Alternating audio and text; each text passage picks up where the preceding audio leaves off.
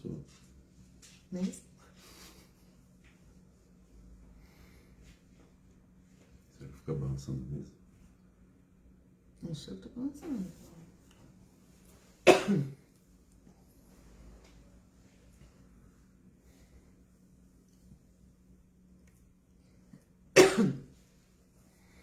A paz, Jones. Tudo bem? Paz, Dona Celeste. Oi, a paz. Paz, Dona Nuxa. Tudo tranquilo? Tudo na paz aí? Que Deus abençoe a vida de vocês, em nome de Jesus. Muito frio, vocês?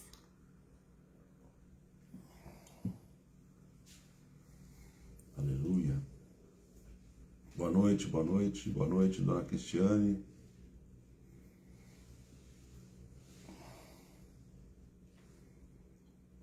Louvado seja o nome do Senhor. Muito frio, hein? Tá gelado. Ó o marido. Curitiba deve estar gelado aí, marido. Se aqui tá gelado, aí tá congelado. Que bom que Santos tá um pouquinho mais quente. Santos é bom. Amém. Vamos lá então? Vamos orar? Vamos. Glória a Deus. Vamos orar. Pai, em nome de Jesus. Sim, Paizinho. Nós estamos aqui nessa noite para entender um pouco mais, Amém, aprender um Senhor. pouco mais da sua palavra, Senhor.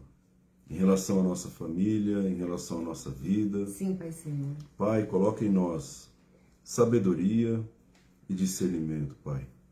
Coloca em nós, Senhor, discernimento a respeito das verdades da Tua palavra. Amém, Senhor. Cobre com o sangue do Cordeiro a nossa vida. Cada pessoa que está ouvindo, cada família está recebendo Tua palavra Sim, nessa Pai. noite. Cobre com o sangue do Cordeiro, Pai.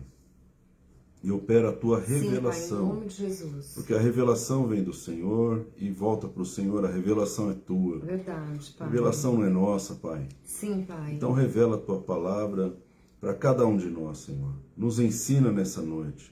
Que o inimigo fique para o lado de fora. Em nome de E Jesus. que os nossos pensamentos sejam levados cativos. Sim, Em Paizinho. obediência à Tua palavra. E que toda fortaleza seja rompida, quebrada, aniquilada e destruída. Sim, Pai. Em nome de Jesus. Amém, Paizinho. Amém. Amém. Glória a Deus. Louvado seja o nome do Senhor. Amém. Então, boa noite a todos. Bom dia, né? Boa tarde, boa madrugada.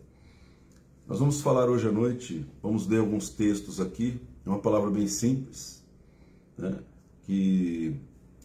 Para que a gente possa meditar, né? Meditar sobre a presença de Deus na família. Amém. Né? A gente fala muito da presença de Deus na igreja, mas e a presença de Deus dentro de casa? No casamento, no relacionamento com os filhos, né? Com a parentela, quem mora com você. Dentro da nossa casa, como que está a presença de Deus? E como nós temos uma maneira de enxergar a manifestação da presença de Deus na igreja, fica difícil da gente trazer aquele mover para dentro de casa. Porque dentro de casa não tem louvor, um grupo de adoração, uma banda para tocar, né?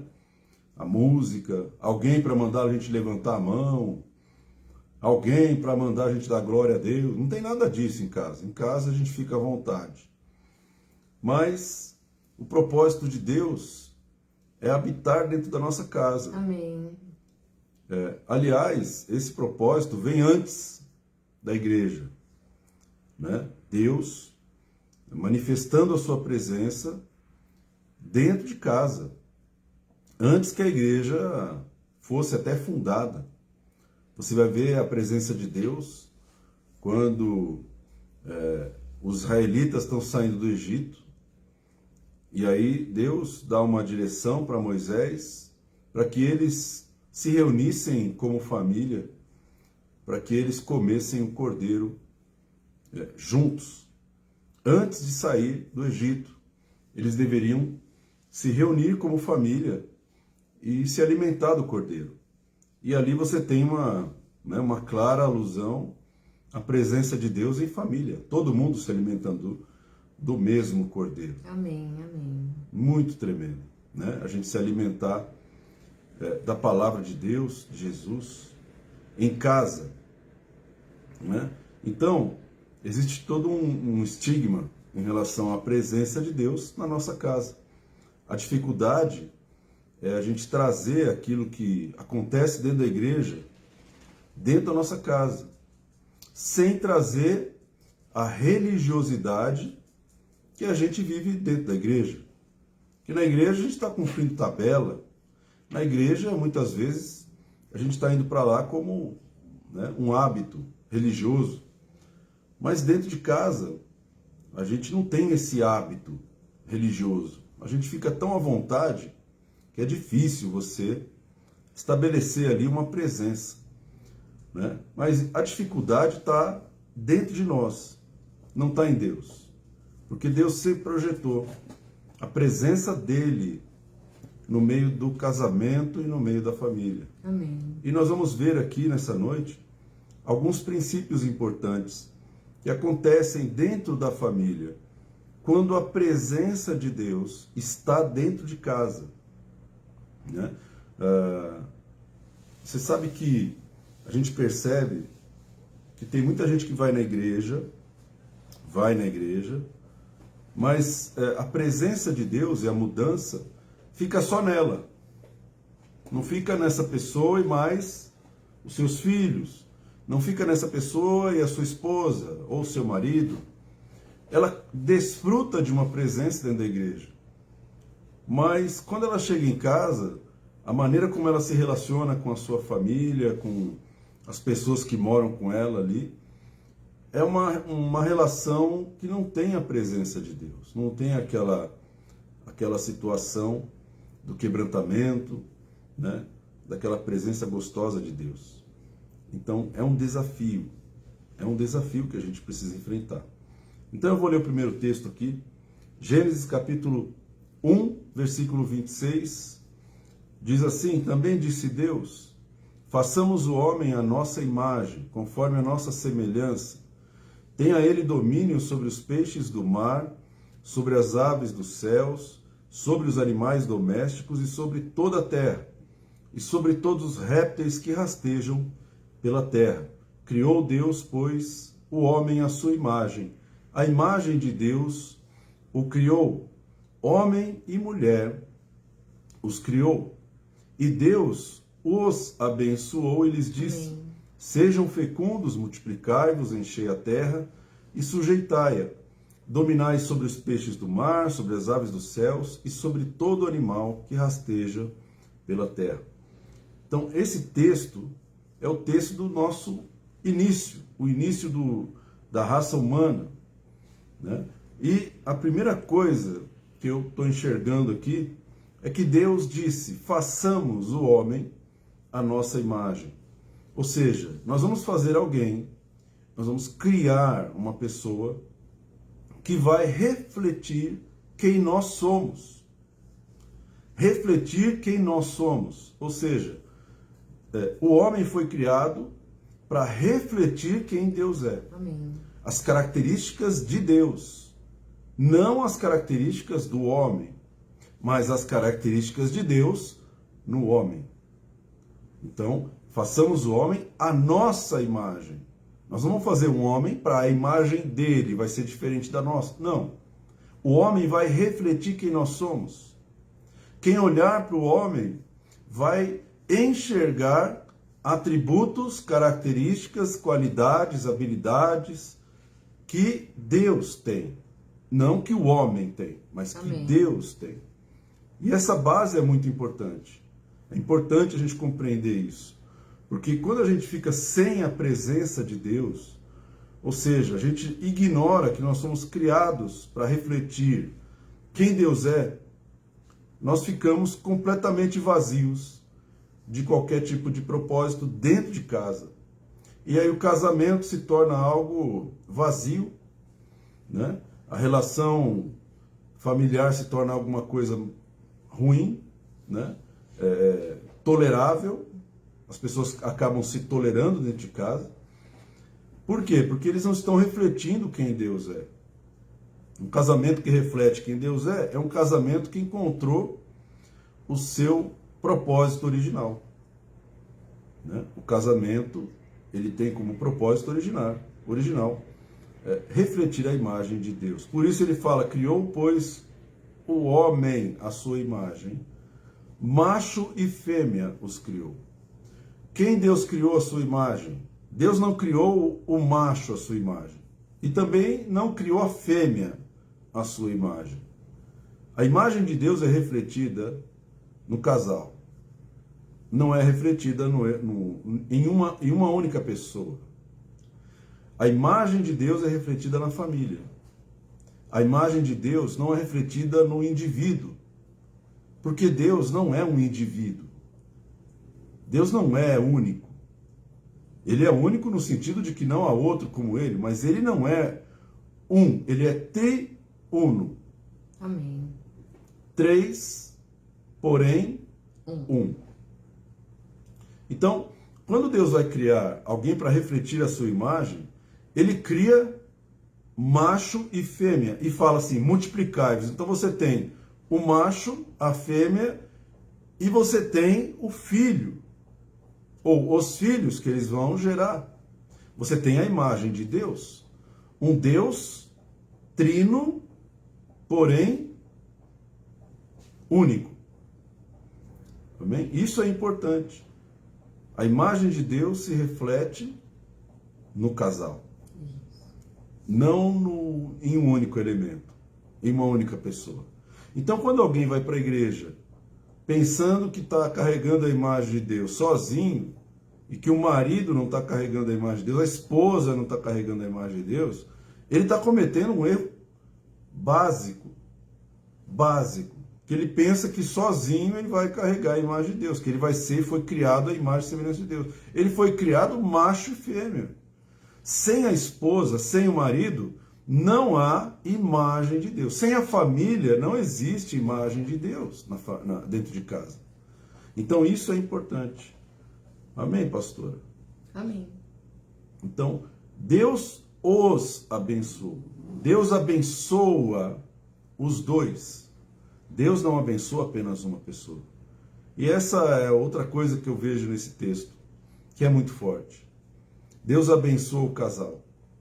Deus não abençoa o marido. Deus não abençoa a esposa. Deus abençoa o casal. Deus abençoa a família. Esse sempre foi o propósito de Deus, inclusive quando ele chama Abraão. Em ti serão benditas as famílias. Em ti não serão benditos os homens, não serão benditas as mulheres, não serão benditos os filhos, não serão benditos as pessoas que se converterem, serão benditas todas as famílias. As famílias são abençoadas. Então a promessa de Deus para Abraão é que em Abraão todas as famílias seriam abençoadas. Amém. Então isso está desde o começo no coração de Deus. Abençoar família. Né? E família, mulher, marido, filhos. Isso é família. Amém. Começando com o casal. Então o casal, ele foi criado para refletir a imagem de Deus. O casal foi abençoado. Foi criado para carregar a bênção de Deus e se multiplicar. E dar certo.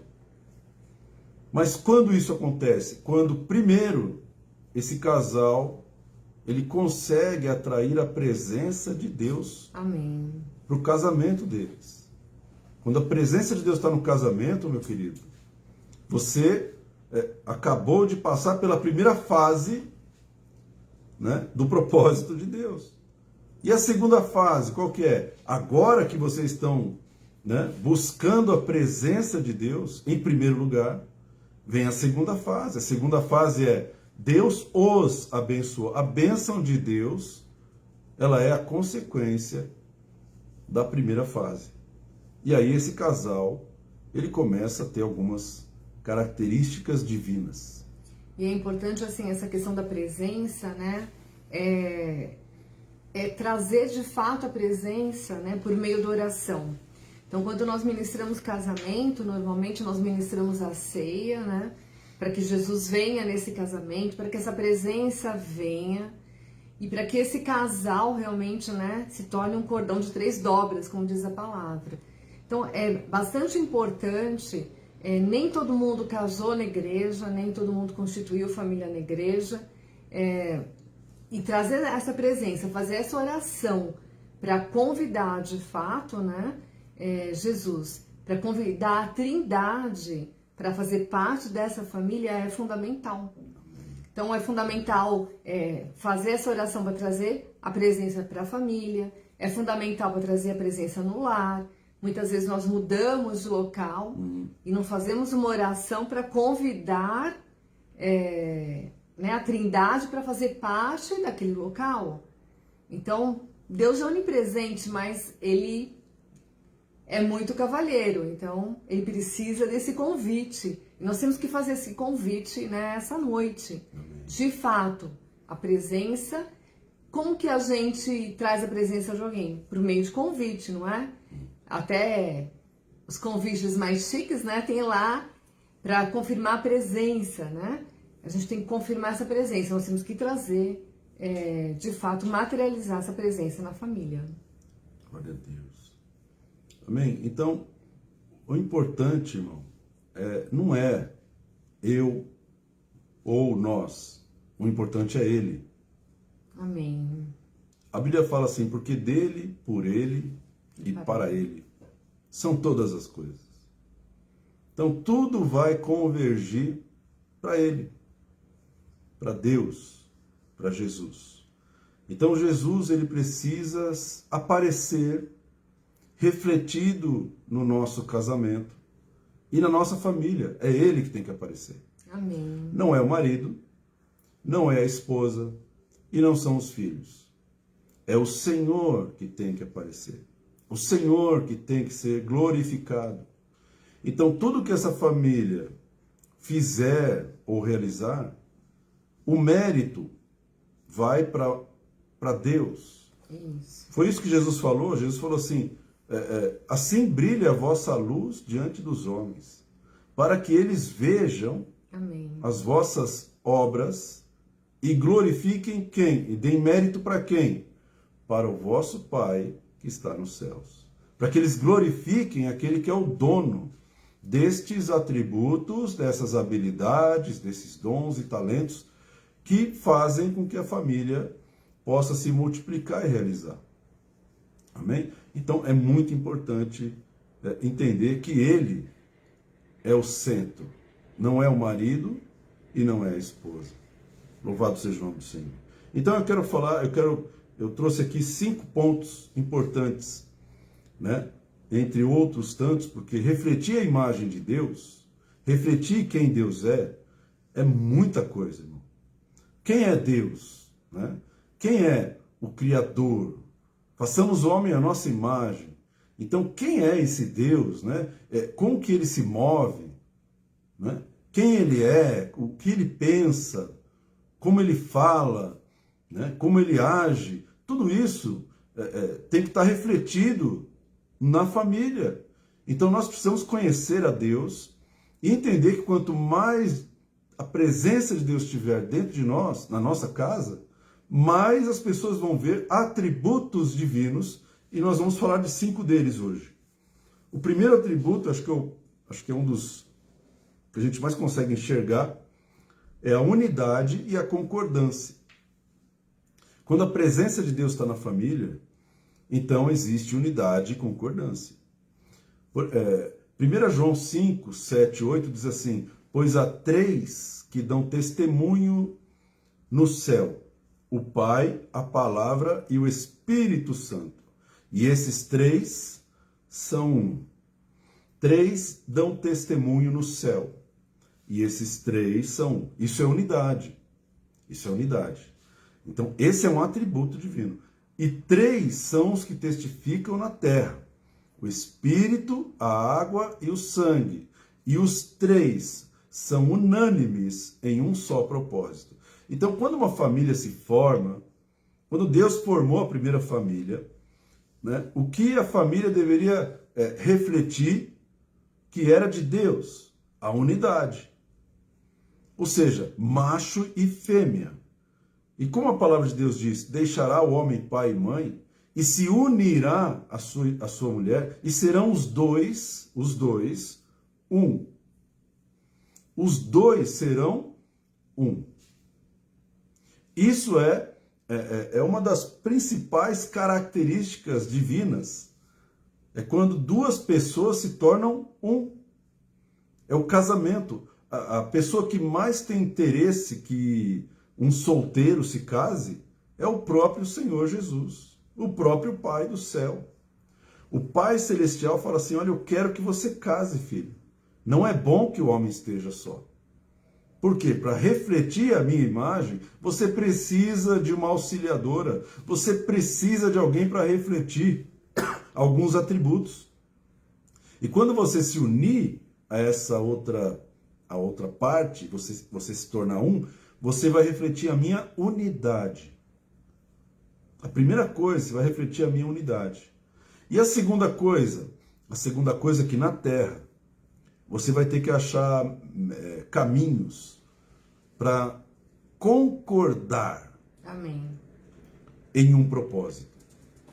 Ou seja, a unidade acontece quando o marido e a mulher, quando a esposa e o seu marido, eles se juntam em uma relação sexual. Eles se tornam um pela aliança de sangue. Isso acontece no mundo espiritual, isso acontece na alma. Eles se tornam, eles se misturam. Essa é a unidade que é alcançada.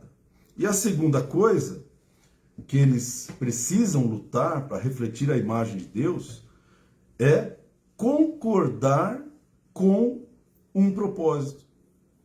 Mas quando nós temos a presença de Deus no casamento, a concordância fica mais fácil.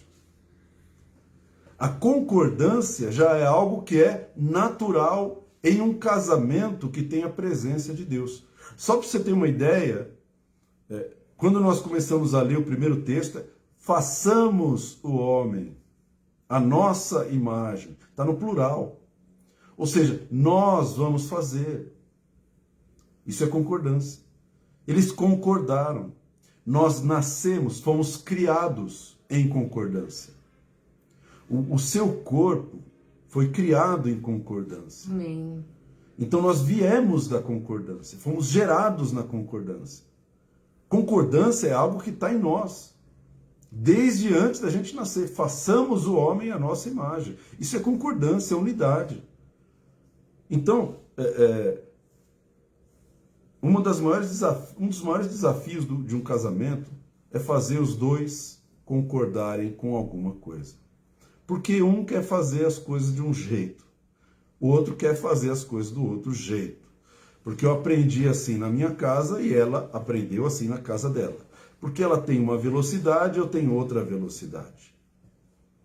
Então, existe toda uma adaptação que é necessária no casamento para que os 2 se alinhem em um único propósito. E não só no propósito, mas na velocidade com que eles vão em direção a esse propósito. Então, normalmente, a mulher caminha a 100 km por hora. O homem caminha a 20 km por hora. Isso é uma coisa natural. Né? Eu já perguntei várias vezes, né, para os casais iam lá e falei assim: então, teu marido caminha a 20 por hora, você caminha a 100. O que vai acontecer? Você vai se distanciando dele cada vez mais. Você vai lá para frente, ele vai ficando para trás. Por isso que a mulher sabe mais da Bíblia, por isso que a mulher corre mais atrás dos negócios, por isso que a mulher consegue muita coisa no mercado de trabalho, porque tem uma capacidade sobrenatural dada por Deus. É o ser de maior capacidade que Deus criou. Mas o ser de maior autoridade é o marido. E se o marido anda 20 por hora nas decisões, a mulher não pode andar 100 por hora. Ou seja, ou o marido começa a correr atrás da mulher,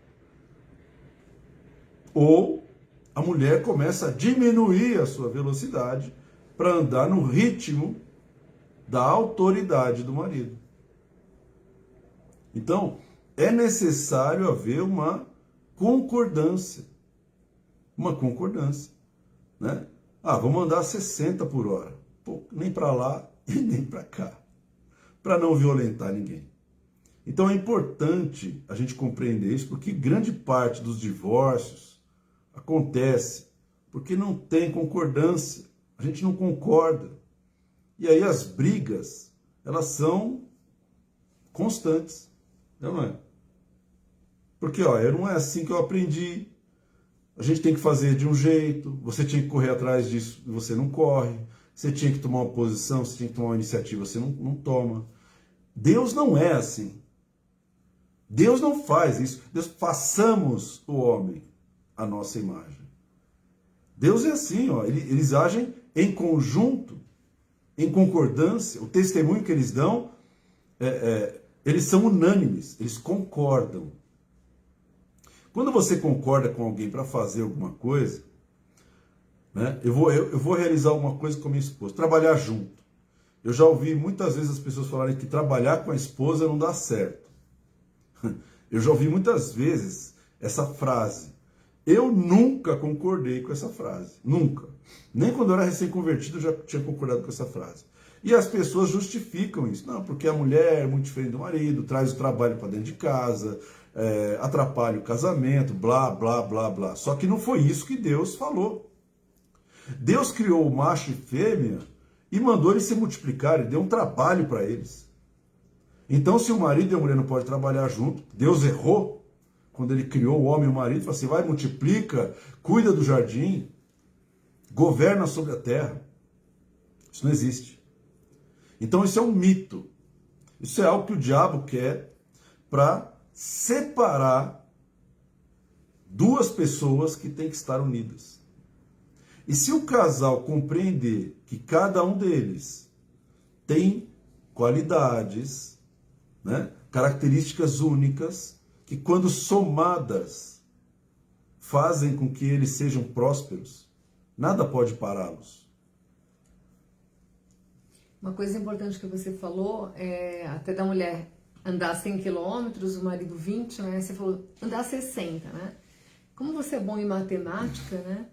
O homem vai ter que aumentar 40 quilômetros, a mulher vai ter que diminuir 40 para andar 60, né? Ficou exatamente igual. Você é rapidinho em matemática. Tem que ser ligeiro, nessa hora tem que ser ligeiro. E aí, o que é importante, eu acho, que para dar certo, né, essa unidade, essa concordância, tem a ver com ambos cederem, né? Sim, sim. Então, eu acho que a grande chave é não apenas um ceder, né, mas os dois cederem, né? E para isso é bem importante conversar a respeito de tudo, né? E a gente percebe muitas vezes que tem uma falta de paciência até para poder dialogar, até para poder conversar, combinar as coisas, né? Então eu já ouvi, né, algumas mulheres que ficaram a vida toda com uma frustração por não poderem estudar, né? Porque lá atrás, antes de se casar, o marido não queria que ela fizesse faculdade e ela já está lá, sei lá, eu quantos anos casada e não estudou. E às vezes eu faço essa pergunta para a pessoa, falo assim, você já conversou novamente? Quem sabe agora, né, haja uma concordância nisso. Então a gente às vezes leva em consideração coisas que já aconteceram como se fossem atuais. Então o diálogo é fundamental para que haja unidade e haja concordância, né? Então essa conversa, né, de expor o que cada um quer, né, nesse exemplo de trabalhar junto, né, se para o pastor Renato é uma verdade que vai dar certo e para mim talvez não, né, porque acredito que não, nós temos que conversar a respeito, né? Eu tenho que expor porque eu acho que não vai dar certo, ele tem que expor porque acho que vai dar certo, conversar, né, e nos ajustarmos, assim para todas as decisões tomadas na casa. Porque assim, só vai ter presença em cada área da vida se houver concordância, se houver unidade. E a palavra de Deus fala que uma casa dividida, ela não vai subsistir. Então, qualquer projeto, qualquer decisão que não houver, né, concordância, não tem presença, a casa está dividida. Você imagina Deus falar assim, né? O pai fala assim, façamos o homem à nossa imagem. Aí vem o Espírito Santo e fala assim, não. Ou vem Jesus e fala assim, não concordo. Você imagina se o homem teria sido criado, ou o que teria sido criado. Então, eles concordam, são unânimes em um propósito. O poder da concordância é sobrenatural. Por isso essa palavra que a pastora falou, toda casa dividida contra si mesmo não prosperará. O marido tem na cabeça fazer algumas coisas, mas a mulher não concorda. A mulher tem na cabeça fazer outras coisas e o marido não concorda. Então não tem certo ou errado. Se um quer comprar uma casa num bairro, o outro quer comprar uma casa no outro bairro, qual bairro é o certo? Nenhum dos dois. Porque enquanto vocês estiverem pensando e não concordando, vocês não vão ter casa em bairro nenhum. Não vão ter casa e não vão ter bairro. Vocês vão viver de aluguel o resto da vida. Porque a concordância é o que vai trazer a compra da casa. Né? Com a concordância, portas se abrem. Né? Quando o povo antigo decidiu fazer a Torre de Babel, eles concordaram. E Deus falou assim, ó, eles são unânimes, uma só é a língua deles. Não há restrição para aquilo que eles podem alcançar ou realizar. A concordância é tão poderosa, mas tão poderosa, que realiza qualquer coisa, seja ela boa ou seja ela ruim. Concordância funciona tanto no reino do capeta quanto no reino de Deus. Então, o diabo não está dividido. Jesus falou assim, ó, se o reino do diabo está dividido, como que ele subsistirá? Se Beelzebu expulsa Beelzebu, como que pode? Né? Então, nem o império das trevas está dividido. Mas tem muito casamento que a mulher expulsa o próprio marido. É como se os dois que são um fossem se expulsar dentro de casa. Então, essa casa não prospera, não é por causa do marido ou por causa da esposa. Não prospera porque não há concordância. E a concordância, ela tem que ser trabalhada, ela tem que ser gerada. A pastora Cláudia falou, a gente tem que sentar e conversar. Conversando a gente se entende. Né? E quando, né, a palavra de Deus fala aqui, quando 2 ou 3, né, estão reunidos, ele está, né, no meio. E reunido o que é? É unido novamente, né? Então, essa importância, né, de uma unidade contínua é fundamental. É fundamental. E precisa de diálogo. Amém? Então, você nunca vai conseguir unidade, concordância, impondo as coisas para os outros. Nunca. Façamos o homem, não foi uma imposição. Não é uma imposição. Quando você impõe algo para sua esposa, você está matando a opinião dela. Você está eliminando a concordância. Você não está conseguindo concordância. Você pode conseguir uma escrava, mas você nunca vai conseguir uma esposa. Você aniquila a individualidade dela. Você destrói quem ela é para conseguir o seu propósito. Mas o propósito é seu. O propósito não é do casal. E o propósito tem que ser nosso. Amém. O propósito não pode ser meu. Ele tem que ser nosso. Isso é importante. Casei. Agora, eu preciso encontrar um propósito nosso. E o nosso exige o sacrifício do meu. O meu propósito tem que morrer. Para que o nosso possa nascer. Então, eu preciso sacrificar o solteiro para que o casado possa se manifestar. Então, enquanto a gente for dois solteiros, duas pessoas com cabeça dura, que não quer mudar de opinião e quer impor a sua vontade sobre o outro, nós não vamos alcançar a concordância, nem a unidade. O máximo que a gente pode alcançar é uma mulher ou um marido doentes, com depressão, pessoas que se aniquilaram para fazer a vontade do outro. Quantos maridos acabam se anulando porque não querem brigar com a mulher? Porque o marido é assim, meu querido.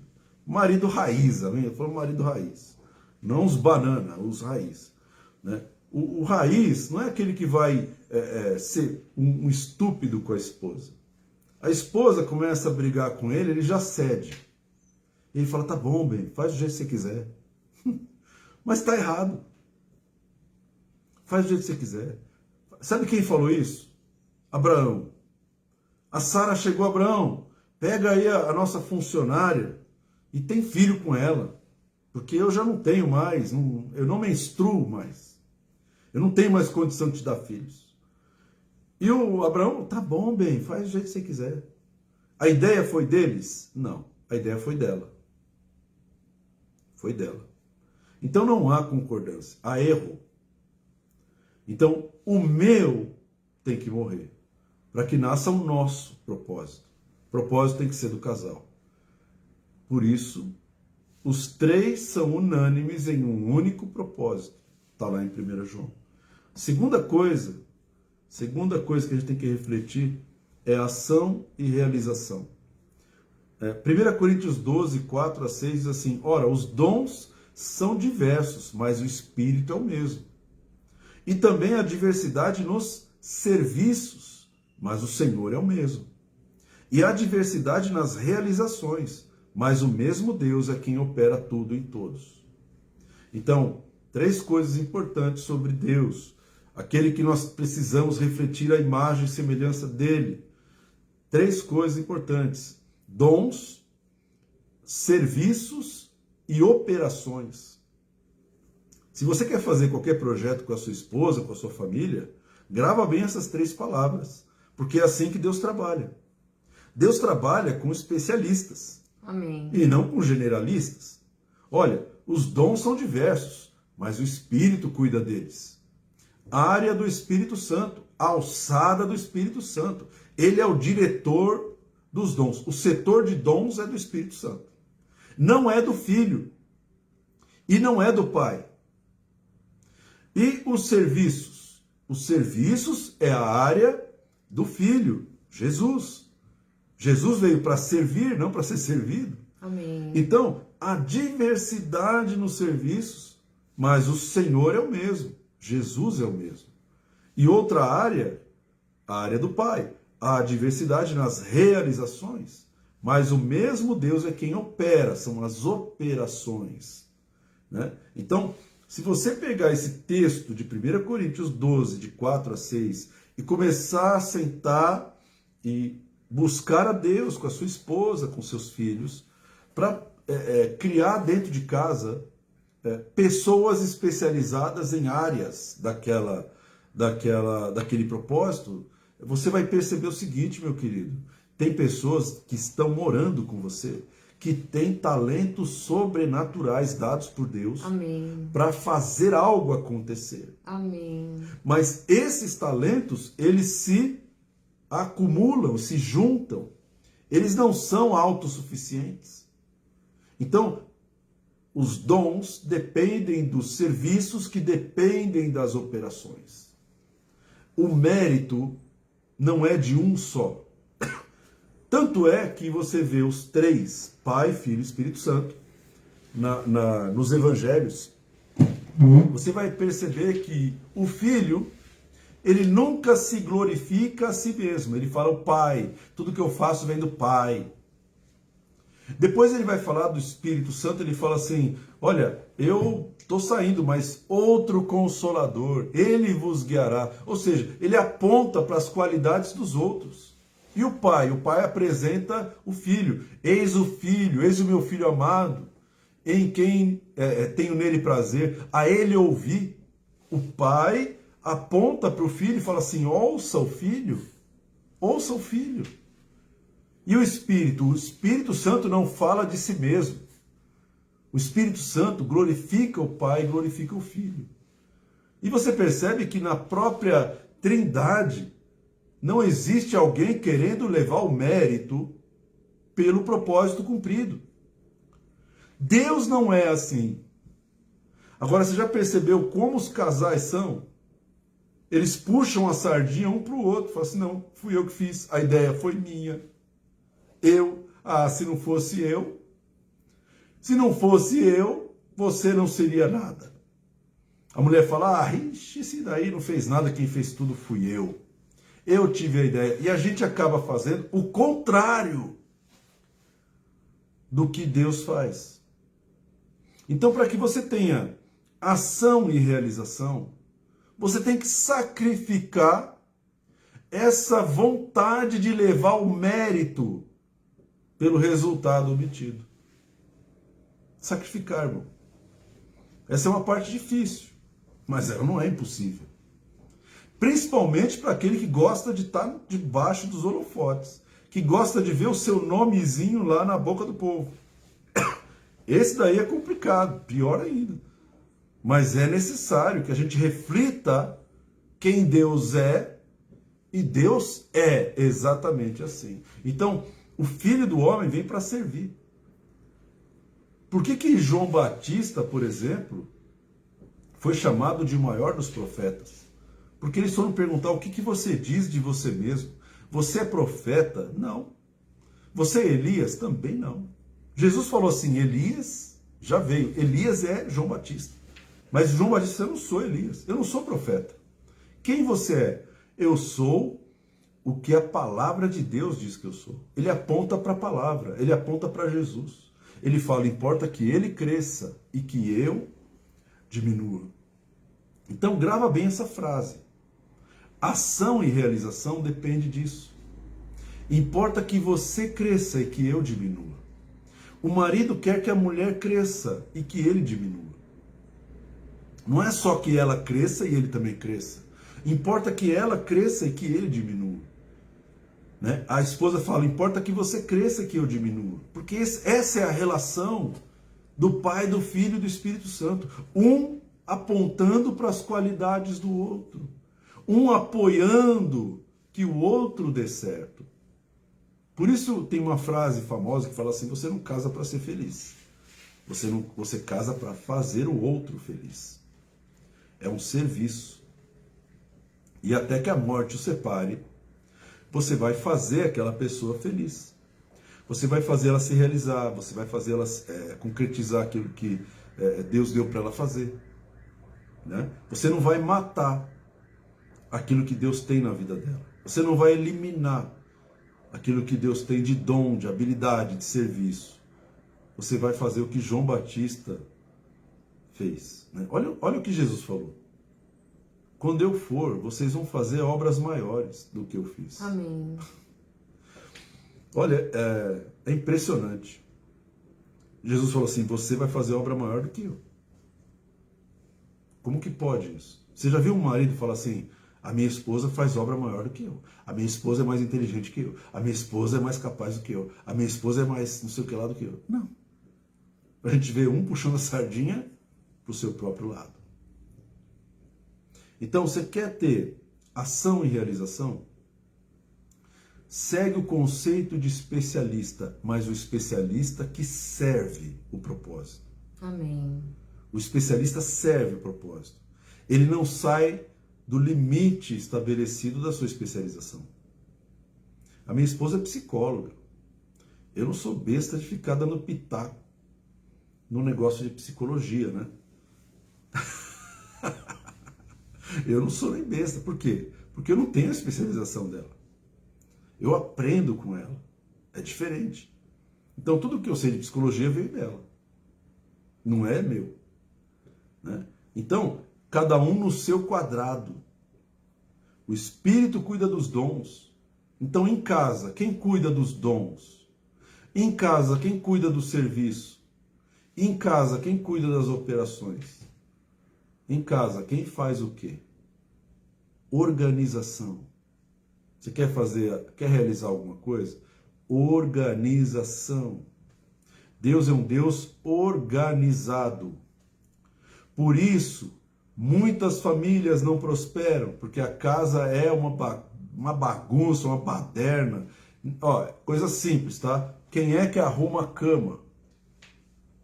Quem é que lava a louça? Né? Tem alguma ordem? Tem algum rodízio? Tem algum comando? Tem alguma regra? Se não tem regra, Deus é um Deus de regras. Deus é um Deus de hierarquias. Deus é um Deus de organização. Então, quem tem a presença de Deus em casa, consegue agir e realizar. Por isso, muitas famílias não realizam nada. E assim, o pastor Renato deu um exemplo simples, né? De lavar louça, de arrumar cama. Mas isso se estende das pequenas às grandes realizações. Verdade. E se você for fiel no pouco, Deus o coloca sobre o muito. Coloca sobre o muito. Amém? Então você percebe que isso é uma característica de Deus. Outra coisa, constância e perseverança.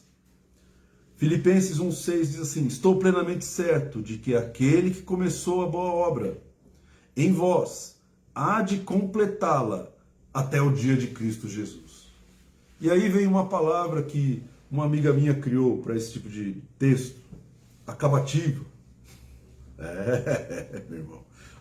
Depois você procura no dicionário Aurélio o que significa a palavra acabativa. É uma proparoxítona, né? Ela tem várias letras aí, acabativa. Não é não, pastor? O que é acabativa? Quando você finaliza aquilo que você começa, né? Exatamente. Se tem iniciativa, tem acabativa. Então, Deus, ele tem uma característica. Tudo que ele começa, ele termina. Tudo. Tudo que ele começa e termina. Se você tem a presença de Deus em casa, você vai começar uma faculdade, você vai terminar. Você vai começar um negócio, você vai continuar. O negócio não vai acabar no meio do caminho, vai desistir, não vai ter desistência. Por quê? Porque você completa o ciclo, você completa o tempo, você acaba a reforma, você acaba a construção, você se forma. Então, uma característica tremenda de quem tem a presença de Deus é que essas pessoas conseguem terminar aquilo que elas começam. Amém. Não fica no meio do caminho. Deus sempre termina o que ele começa. Tanto é que antes da fundação do mundo ele já tinha terminado as suas obras. Amém, pastor? Amém. E é importante assim, né? Às vezes na psicologia a gente vê que tem muitos sabotadores, né? Que nos impedem de concluir, né? De perseverar. E a gente precisa entender, né? Quais são os nossos autossabotadores, quais são esses sabotadores da família, né? Então, assim, quais são as crenças, né? Existem crenças, né, que a gente chama de crenças nucleares, são crenças muito básicas, né? Tem pessoas que acreditam que nunca vão prosperar, tem uma crença nessa situação, tem uma crença em que uma pessoa cristã, né, nunca vai ser rica. Tem inúmeras crenças que precisam ser, né, visitadas, conversadas e dialogadas para que realmente ocorra a acabativa. Então tem gente que se sabota de fato e precisa tomar cuidado, né, com esses sabotadores, porque eles impedem, né, as conclusões, impedem a perseverança. Então, por isso a importância, né, do anterior, né, de entender quais são os dons, ou seja, entender quais são as especializações, o que cada um tem. E a unidade é isso, é ajudar, né, cada um da família a vencer essas barreiras, né, aquilo que impede, né? Aleluia. Né? Amém, meu querido? Outra coisa, fidelidade e misericórdia. Salmo 100, versículo 5 diz assim: porque o Senhor é bom a sua misericórdia dura para sempre, e de geração em geração a sua fidelidade. Então, quem tem a presença de Deus dentro da família, dentro de casa, não perde a sua identidade familiar. Amém. Não perde. Por quê? Porque a fidelidade é o ato de manter algo na sua característica original. Você não adultera a identidade da pessoa. Você não faz a pessoa ser aquilo que ela não é. Isso. Né? Muitas pessoas nasceram para ser algo e aí são forçadas a ser outro algo. Eu nasci para ser advogado, mas eu sou vendedor. Mas o cara tem uma frustração. Por quê? Porque a fidelidade, né, não existe. Uma pessoa fiel, ela nunca vai negar a sua própria natureza, a sua própria identidade, a sua própria vocação. Por quê? Porque Deus, a sua geração dura, a sua fidelidade dura de geração em geração. Deus não muda. Deus não muda, meu irmão. Deus não é homem para que minta e nem filho do homem para que se arrependa. Nós mudamos constantemente. 2021 nós somos de um jeito, 2022 somos de outro, 2023 é a versão 2023. A gente dá um upgrade e agora o que era uma verdade para nós não é mais. Mas Deus não é assim. Sua fidelidade dura de geração em geração. Amém, pastor? Amém. E por isso a importância, né, voltando novamente à questão do diálogo, né, de entender, de conversar, para que realmente não tenha frustração, para que ninguém se violente, para que realmente seja a soma de pessoas inteiras, né? Então Deus, né, uniu o homem inteiro, a mulher inteira, não um meio homem, uma meia mulher. Então nós somos inteiros que nos unimos. E essa questão, né, da fidelidade com o nosso chamado, o nosso propósito é fundamental, né? Com a nossa identidade. Você quer uma dica, irmão? Uma dica.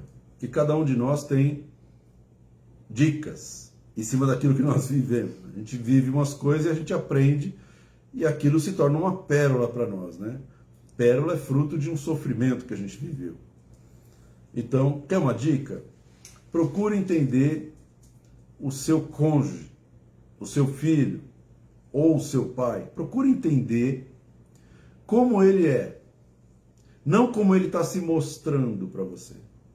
Porque ele está mostrando algo que às vezes está violentando quem ele é. Procura compreender isso. Procura descobrir como essa pessoa é. Conhecer essa pessoa de verdade. Sem reservas. Sem forçar nem nada.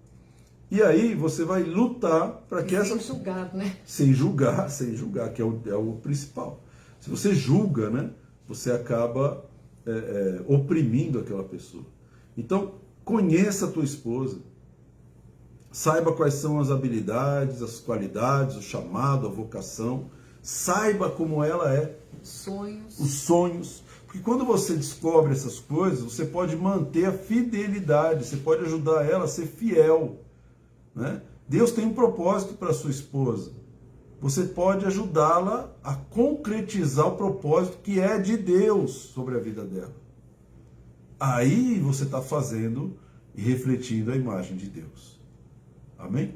Então é importante você ter essa característica de fidelidade e misericórdia. O que é misericórdia? Misericórdia, irmão, não dá nem para explicar em palavras. Eu acho o seguinte, na minha concepção, a misericórdia é algo que nós recebemos da parte de Deus, que nós não merecemos, no lugar do juízo que nós merecemos. Então Deus nos trata com a misericórdia que nós não merecemos. E quem reflete a imagem de Deus tem essa característica também. Eu conheci uma pessoa misericordiosa, muito cheia de misericórdia, que era a dona Neide, cheia de misericórdia. ela dava misericórdia para quem não merecia misericórdia, quem merecia o juízo. Mas a Bíblia fala que a misericórdia triunfa sobre o juízo. Amém. Né? E eu já vi muitas vezes o juízo cair por terra diante da misericórdia que ela apresentava na família. Né? O juízo nunca venceu a misericórdia. Então, por que o casal se separa? Muitas vezes porque está faltando misericórdia. E aí eles querem executar juízo. Ele me paga. Ela me paga. Meu irmão, minha irmã, por mais que o teu marido te pague, ele nunca vai conseguir reparar o dano, seja ele qual for, na sua alma. Não vai consertar o que foi feito. Não vai. É irreparável. O homem não consegue reparar. Então a presença de Deus vem e entrega para vocês misericórdia. Porque diante da misericórdia, essa raiva, essa vontade de vingança, cai. É simples assim. Então a presença de Deus te dá a capacitação de quebrar o juízo, de quebrar essa disputa, de destruir qualquer tipo de vingança. E a palavra de Deus fala que a misericórdia do Senhor, né, se renova a cada manhã. Né? E às vezes a gente vê famílias brigadas por dias, né, por meses. Anos. Anos sem se falar. A gente não se fala há anos. Né? Eu conheci um casal que eles viveram, eu não sei, acho que mais de 30 anos. Eles compraram camas, 2 camas de solteiro.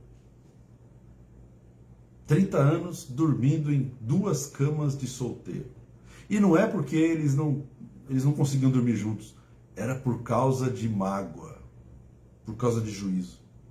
E aí vem o último ponto, que é o perdão. Isaías 55, versículo 7, diz assim: deixe o perverso o seu caminho, e o iníquo os seus pensamentos. Converta-se ao Senhor, que se compadecerá dele, e volte-se para o nosso Deus, porque ele é rico em perdoar. Amém. Se você e eu refletirmos a imagem de Deus, nós não temos problemas em perdoar. Porque perdoar é uma característica divina, não é característica humana. Não é algo natural da minha vida. Então a presença de Deus está aqui em casa? Tá. Quando alguém erra, e nós erramos diariamente, quando alguém erra, irmão, a gente pede perdão, a capacidade de liberar o perdão, capacidade de se compadecer, a capacidade de restauração que o perdão traz, ela vem na hora quando Deus está presente. Agora, quando Deus não está presente, aonde você vai conseguir perdão para perdoar teu marido? Você não tem a presença de Deus em casa. Sem a presença de Deus para refletir o perdão, você vai ficar com aquela coisa dentro do teu coração. E aí, compra 2 camas de solteiro. E aí você vai viver assim, ad eterno, que eu não posso separar que eu sou crente, não posso separar que eu vou para os quintos dos infernos. Meu irmão, se você não perdoar a tua esposa, se não perdoar teu marido, você já está indo para o inferno, dormindo em cama separado ou não. Se você não perdoar, seu pecado também não é perdoado. Aí você está indo para o inferno. Então a presença de Deus, ela te dá essa capacitação. Deus é rico em perdoar. Né? A gente erra todo dia. A gente chega para Deus, Senhor, perdoa os nossos pecados, assim como nós perdoamos os nossos devedores. Então o perdão vem de Deus. Você não vai conseguir usar o perdão humano para perdoar. Perdão de fato é o perdão de Deus. Quando você tem a presença de Deus, irmão, o perdão para você fica mais fácil. Não fica gostoso, porque perdoar não é gostoso, mas fica mais natural. Você vai sofrer, mas o perdão vai curar você rapidinho. Amém. Porque o perdão cura. O perdão sara. O perdão liberta. Amém. Não vai ter gente aprisionada dentro de casa. Muita gente aprisionada no casamento. Por quê? Porque há 10 anos atrás você queimou o arroz e você me serviu arroz queimado no domingo. Isso eu não aceito. Isso eu levo para o túmulo, aquele arroz queimado. E aí, prisioneiros. Você fez um prisioneiro e se tornou prisioneiro. Então a importância da gente buscar a presença de Deus dentro de casa. Amém? E como que a gente pode fazer isso? Primeiro, né, como nós falamos, convidando, né, Jesus, né, a Trindade, para estar presente nesse relacionamento, presente nessa casa. Buscando, né, sabedoria, né, pedindo para que Deus revele essa questão. Está faltando unidade, está faltando concordância, o que não está sendo realizado, falta constância, perseverança, falta fidelidade, fidelidade na palavra, falta misericórdia, falta perdão. Fazer mesmo uma varredura, né? Pedir para que o Espírito Santo mostre aquilo que a gente tem, né? Tá deixando aí de brecha, deixando de cumprir. E aí a presença do Senhor vai operar assim uma transformação nos nossos lares. Né? Deus criou o homem à imagem e semelhança dele. E depois ele falou assim, bom, como que eu faço para ele manter a minha imagem e semelhança? Eu vou visitar ele todo dia na viração do dia. Todo dia eu vou conversar com ele. Todo dia a gente vai bater um papo. É simples assim. Na viração do dia, Deus vinha e falava. E o homem falava com Deus. Se o casal falar com Deus, se o casal conversar com Deus, meu irmão, quanto mais próximo você e a tua esposa estiverem de Deus, mais próximo vocês estarão um do outro. Amém. Né? Eu tenho meus papos com Deus e a minha mulher tem os papos dela com Deus. Eu sei quando ela está falando com Deus, eu sei quando ela está estudando a Bíblia, eu sei quando ela está tendo ali o seu particular com Deus. E ela também sabe que eu tenho o meu particular com Deus. E a gente consegue algumas coisas, não porque nós temos ou somos alguma coisa, mas porque Deus, Ele está sendo invocado, está sendo falado, está sendo conversado. Né? Não tem aqui uma banda tocando louvor, não tem aqui um coach espiritual, né? Vai, não tem, irmão. O que tem aqui é alguém que chega, né, vai tomar um banho e começa a chorar diante de Deus e falar com Deus. O que tem é uma pessoa que fala com Deus e a outra pessoa também fala com Deus. E quanto mais próximos nós dois estivermos de Deus, mais próximos nós estaremos um do outro. Amém. A unidade, ela é natural. Quando os dois buscam a Deus. Né? Eu não forço a minha mulher a buscar a Deus. Ela não me força a buscar a Deus. Né? Então, pega essa dica, porque funciona. Né? E muitas coisas que aconteceram na nossa vida, né? Como confusões, brigas, confusões, brigas e confusões, sumiram, irmão. Porque Deus não é Deus de confusão. É só você começar a conversar com Deus. Tenha a sua viração do dia. Qual é a sua viração do dia? É de madrugada? Então fala com Deus na madrugada. É meio-dia? Fala com Deus meio-dia. Fala com Deus 3 horas da tarde. Ah, eu gosto de falar com Deus qualquer horário. Qualquer horário. Fale com Deus, mas fale com Ele. Né? Não seja religioso. Não, eu só falo com Deus às 6 horas da tarde. Não. Fala com Deus. Orai sem cessar. Amém. Orai sem cessar. Se você estiver falando com Deus, irmão, você vai ver que a tua vida vai mudar. E quando você começa a mudar, é porque você está mais parecido com Ele. Você vai andando com uma pessoa, você vai ficando mais parecido com ela. Anda com Deus. Anda com Deus, irmão.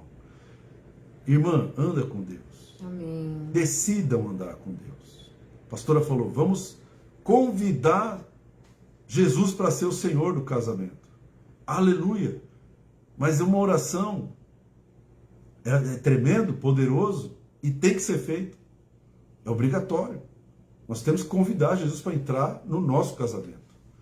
Mas eu preciso amanhã continuar andando com Ele. Continuar conversando com Ele. Então, essa é a dica que a gente dá. Né? Nós falamos de 5 benefícios, mas tem muito mais. Tem o poder de Deus, tem o sobrenatural de Deus, tem a unção do Espírito Santo, tem a palavra, a sabedoria, o discernimento, o conhecimento. Meu Deus, tem muita coisa. Tem as visões, as revelações, muita coisa, irmão. Anda com Deus, você vai ser ricamente abençoado. Amém, pastora? Amém. Suas considerações finais. Vamos orar. Vamos orar então. Pai, em nome de Jesus. Sim, Paizinho. Nós te agradecemos pela tua palavra, Senhor. Amém, Senhor. Tão simples e tão poderosa. Sim, Pai. Queremos convidar o Senhor Amém, Pai. para ser o Senhor da nossa casa. Em nome de Jesus. O Senhor do meu casamento. Amém. O Senhor do nosso casamento. O Senhor Amém, Senhor. dos propósitos. O Senhor, Pai, dos projetos. Amém, Pai. Seja o Senhor das finanças. Seja o Senhor das Sim, Pai. comunicações, dos papos, das conversas. Amém, Seja o Senhor. Senhor do lazer, do trabalho. Seja o Senhor, Pai, do patrimônio, de todas as áreas da nossa vida. Amém, Senhor. Nós convidamos como família, convidamos como casal. E aceitamos Jesus como Senhor da nossa vida. Amém, Rejeitamos todos os outros senhores. Renunciamos a todo tipo de escravidão. Sim, Pai. A todo tipo de obstinação, a todo pensamento inflexível. Amém, Pai. Em nome de Jesus, Pai. Que as suas características, Senhor, comecem a se tornar nossas. Que nós possamos refletir Amém, Senhor. quem o Amém. Senhor é. Que as pessoas possam olhar para nós e glorificar somente o Senhor. Em nome de Jesus. Amém. Amém. Amém, meu querido, minha querida. Que Deus te abençoe, que Deus te guarde. Que Deus faça resplandecer o seu rosto sobre ti, que Ele te dê a paz. Amém. Que Ele tenha misericórdia da sua vida, da minha vida também. Amém? Até a próxima. Deus abençoe. Um beijo grande.